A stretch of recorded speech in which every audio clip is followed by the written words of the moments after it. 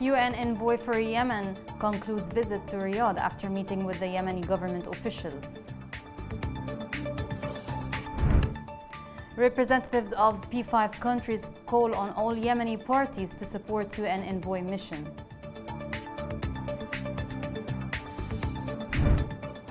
The Joint Forces engineering team dismantles Houthi minefield in Hodeidah.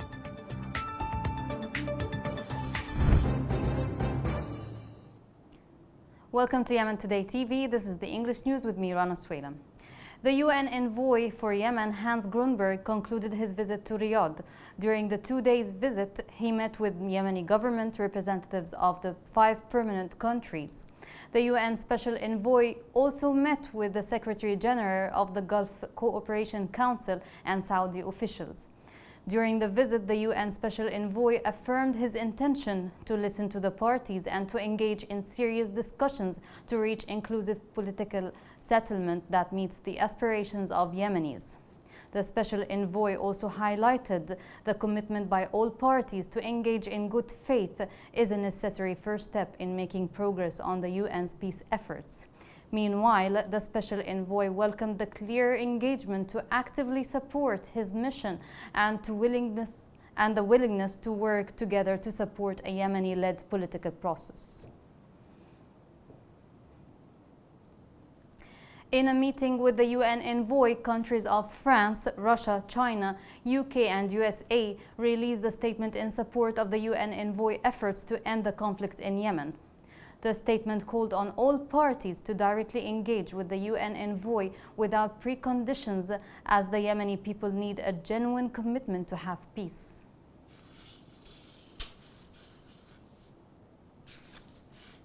The United Nations group of eminent experts in Yemen issued their 4th report before Human Rights Council last Wednesday. More on the major findings and controversy of the UN Committee's report can be found here.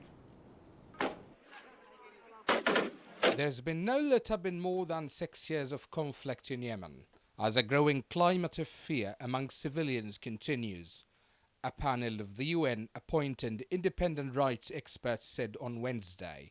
In a new report commissioned by the Human Rights Council into how the war has been waged over the last 20 months, the panel condemned the same egregious violations that have characterized their previous findings. These include indiscriminate shelling of civilians, particularly by Houthi rebels, and also by the government. The report stressed that all parties to the conflict were responsible for violations, many of which may amount to international crimes. Examples include humanitarian restrictions and obstacles to access to food and healthcare, arbitrary detention, enforced disappearances, gender-based violence, including sexual violence, torture, and the forms of cruel, inhuman, or degrading treatment, denial of fair trial rights, violations of fundamental freedoms, prosecution and violations against journalists, human rights defenders, minorities, migrants, and internationally displaced persons, and violations of children's rights. The report also highlights how intense hostilities have been on the Maghreb front in the past 12 months and in many other locations. The climate of fear, lawlessness, and impunity for all those living in Yemen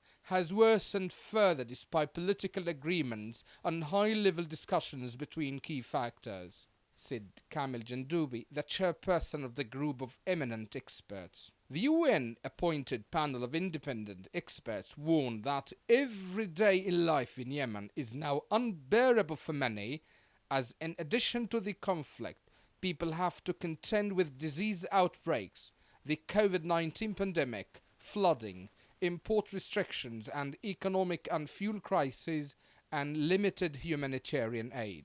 In the midst of the current intolerable situation, only genuine political will on the part of the parties to the conflict and their backers, but also on the part of the international community, can end Yemen's suffering, Mr. Jandoubi said.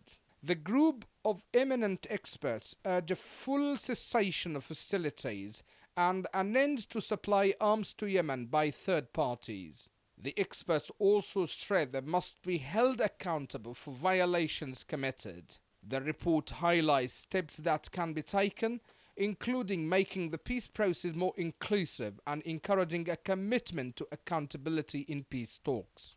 Space needs to be created for discussions on transitional justice, prioritizing consultations with victims and putting in place initiatives to strengthen the capacity of Yemeni civil society. It is now clear that no peace, let alone a sustainable and inclusive one, can be achieved in the absence of political will and a strong commitment for accountability, Mr. Jandoubi added.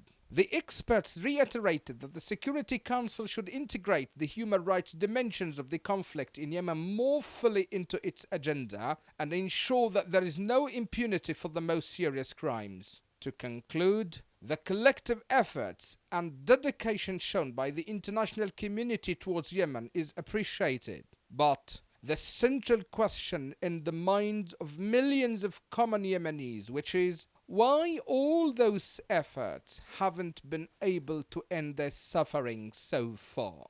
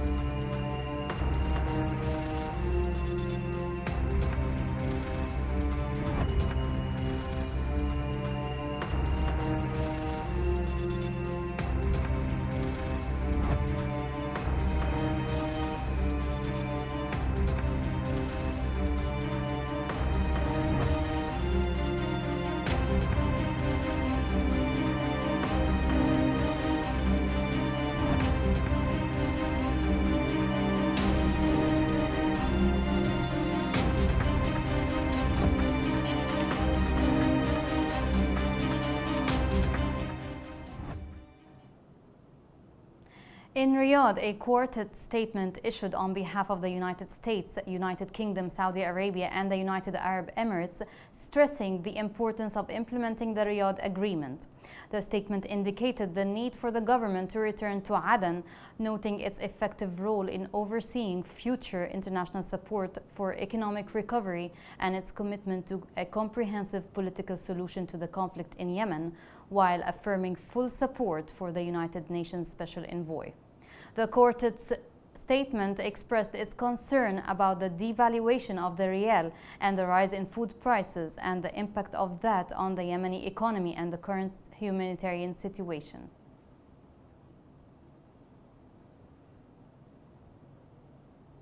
In Hodeidah, the Joint Forces engineering team has demined a Houthi minefield in the Red Sea Mills Corporation. The military media of the Joint Forces reported that the engineering team dismantled a Houthi minefield planted in large quantities inside the Red Sea Mills Corporation, located in Sana'a Street. Meanwhile, work is underway to survey the entire facility and yard of the corporation. In Hodeidah, Joint Forces thwarted a Houthi attack in Al-Jah, south of the city. Military sources stated that Joint Forces have clashed with the Houthi militia, stressing that the militia rebels were inflicted with heavy losses in personnel and equipment.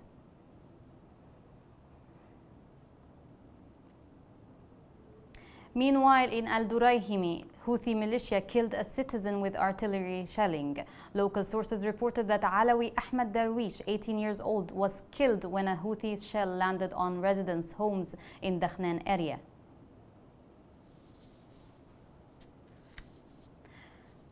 The Yemeni Journalist Syndicate has repeatedly condemned parties of the conflict unfair practices against journalists and freedom of speech.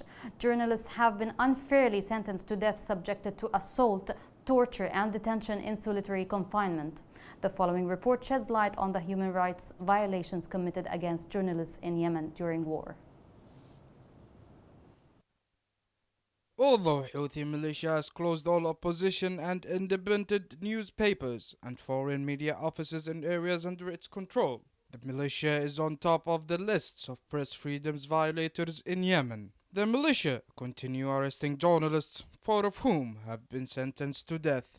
The Yemeni Journalist Syndicate released a report in the first half of 2021 over press freedom violations that affected all media employees, correspondents, media institutions, and journalists' properties. In its latest report, the Yemeni Journalist Syndicate recorded 112 cases of violations. These violations varied between kidnapping, detention, threats, incitement, stalking and prevention of coverage, confiscation of newspapers and accountability of journalists. According to the report, the Houthi militia committed 20 cases of violations, the government 10 cases, while the Southern Transitional Council committed 6 cases of violations against press freedom. However, 9 journalists are still detained by the Houthi militia: Wahid al-Sufi, Abdul Khaliq Umran, توفيق المنصوري, أكرم الوليدي, حارث حامد, نبيل السدوي, Muhammad al-Salahi, Walid al-Matari and Muhammad Ali al-Junaid, 4 of whom have been unfairly sentenced to death.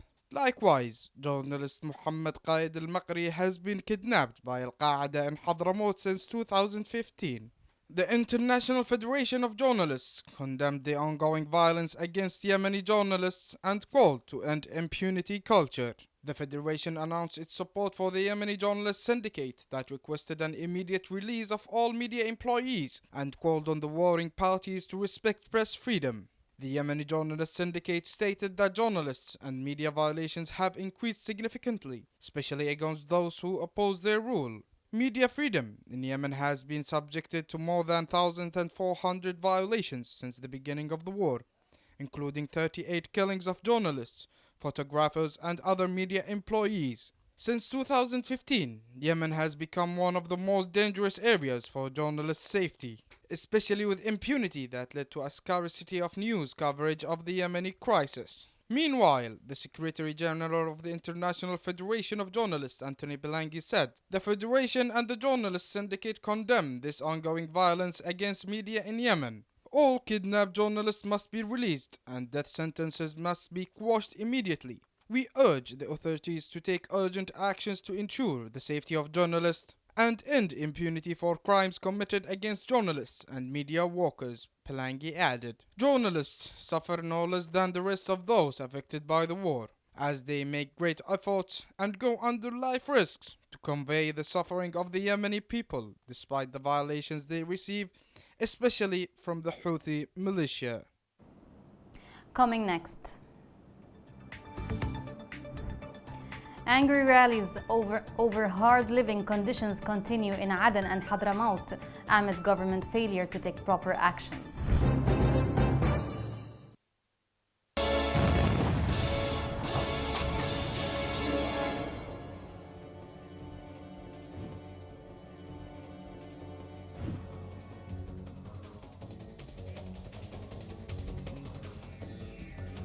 أقول لك راحت بالغداء لأهلها، شلت الغداء وراحت بالأهلها في المزرعة، والمزرعة ركبت على حمار ما حتى نص المزرعة وانفجر فيها اللغم، دعست على اللغم وانفجر فيهم. الحمار انتهى ما ترى تبقعت رجليها كامل.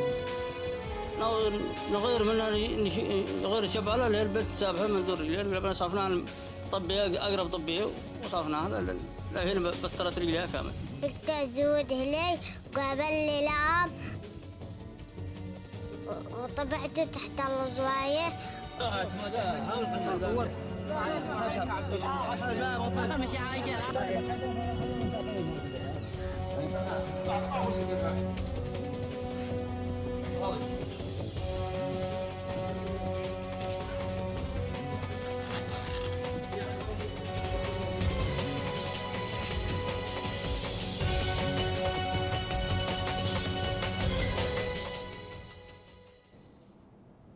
Welcome back.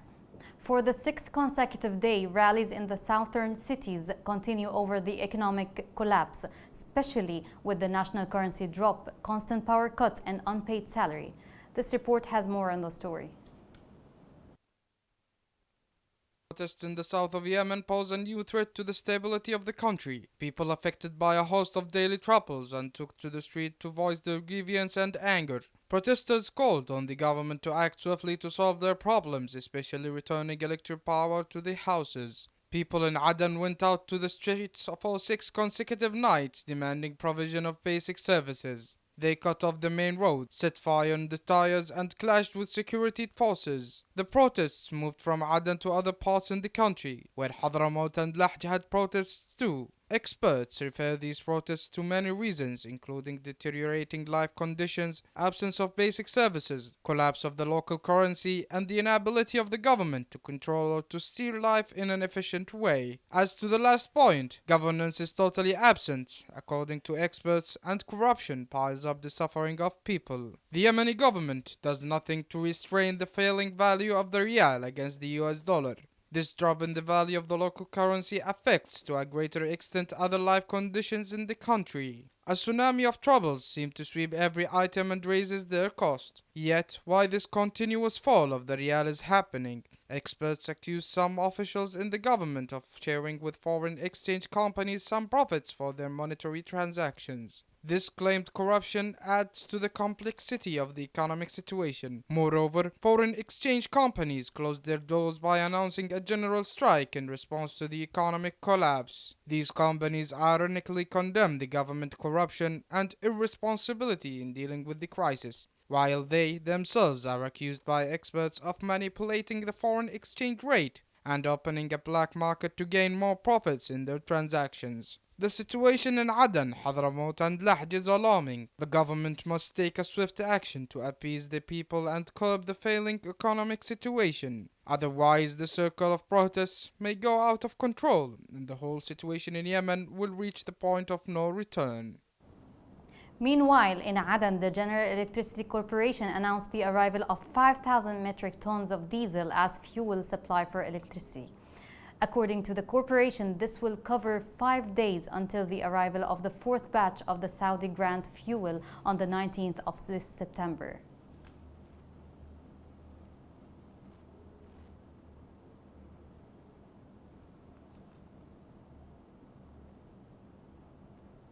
In Taiz, 2 medical officials said that the city's 2 oxygen stations stopped working, causing death in isolation centers in the city. Taiz relies on the Al Thawra and Al Ta'awun stations to supply the city with oxygen tubes, but their interruption due to malfunctions and lack of fuel led to a major crisis in the isolation centers. Asil Al-Dahabi, the oxygen official at the isolation center in Taiz, said if the oxygen stations do not operate, patients may die inside the center due to lack of oxygen. On the other hand, Nashwan Al-Husaymi, head of the isolation center and director of the Republican Hospital, confirmed that there were deaths due to lack of oxygen in the city.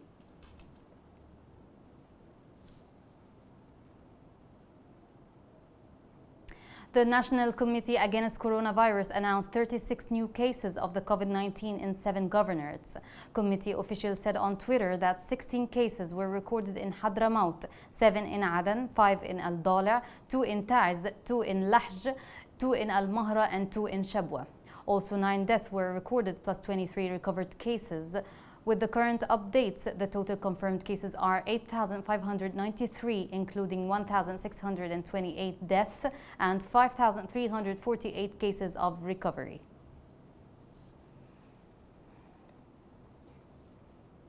Here's a reminder of the main headlines.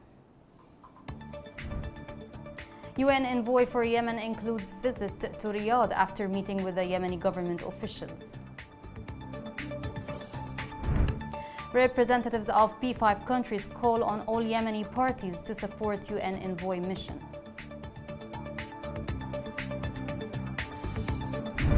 The Joint Forces engineering team dismantles Houthi minefield in Hodeidah.